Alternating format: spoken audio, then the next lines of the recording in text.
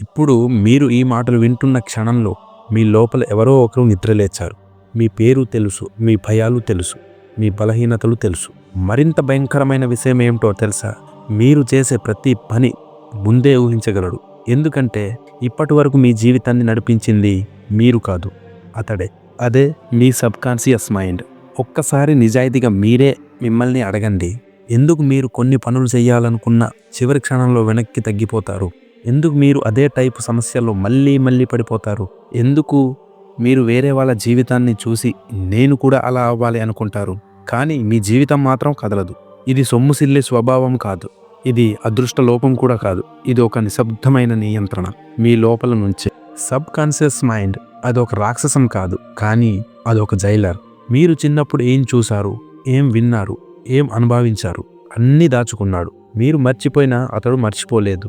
ఒక్కసారి మీరు ఏడ్చిన రోజు, ఒక్కసారి మీరు అవమానపడ్డ క్షణం, ఒక్కసారి మీరు భయంతో నిశ్చాలంగా నిలిచిపోయిన సమయం, అన్నీ అక్కడే ఉన్నాయి. ఒక ఫైల్లా. మీరు పెద్దవాళ్ళయ్యారు, మీ శరీరం పెరిగింది, కానీ మీ లోపల ఉన్న ప్రోగ్రాం ఇంకా పాతదే.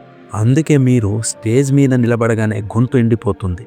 అందుకే ఒక అవకాశం వచ్చేసరికి గుండె వేగంగా కొట్టుకుంటుంది.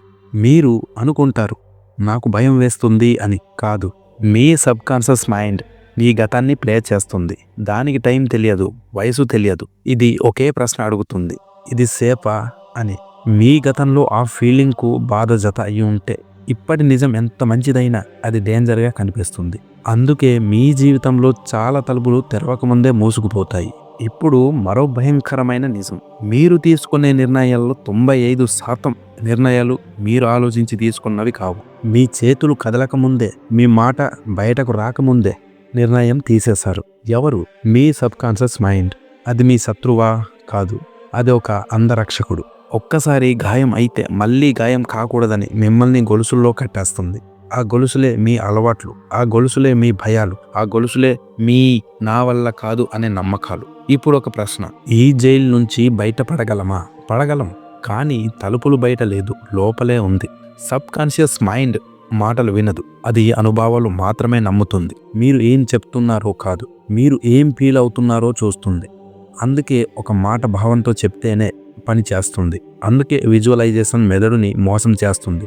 అందుకే ఒక కొత్త అనుభవం పాత ప్రోగ్రామ్ని చెదరగొడుతుంది. మీరు భయపడుతూ కూడా ఒక అడుగు ముందుకు వేస్తే సబ్ కాన్షియస్ మైండ్ షాక్ అవుతుంది. అరే, ఇతడు చనిపోలేదు అని. అక్కడే మార్పు మొదలవుతుంది. చిన్న అడుగు, కానీ నిజమైనది. మళ్ళీ ఒక అడుగు, మళ్ళీ నెమ్మదిగా మీ లోపల జైలర్ మీ డ్రైవర్గా మారుతాడు.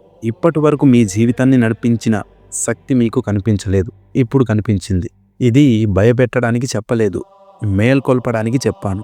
మీ లోపల ఉన్న శక్తి మీకు వ్యతిరేకంగానూ లేదు, అది తప్పుగా ట్రైన్ అయ్యింది అంతే. ఇప్పుడు మీరు ఈ వీడియోని ఇక్కడ ఆపేస్తారా, లేదా ఈ ఆలోచనలతో కొద్దిసేపు ఒంటరిగా కూర్చుంటారా?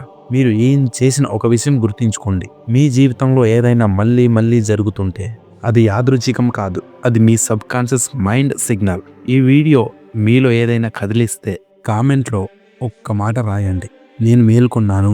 ఎందుకంటే మేల్కొన్న వాడిని నిద్రపుచ్చలేం. ఇది ఫ్రెండ్స్, ఈ వీడియో ఎలా ఉందో కామెంట్ చేయండి. ఈ వీడియో నచ్చినట్లయితే లైక్ చేయండి, షేర్ చేయండి. జై హింద్.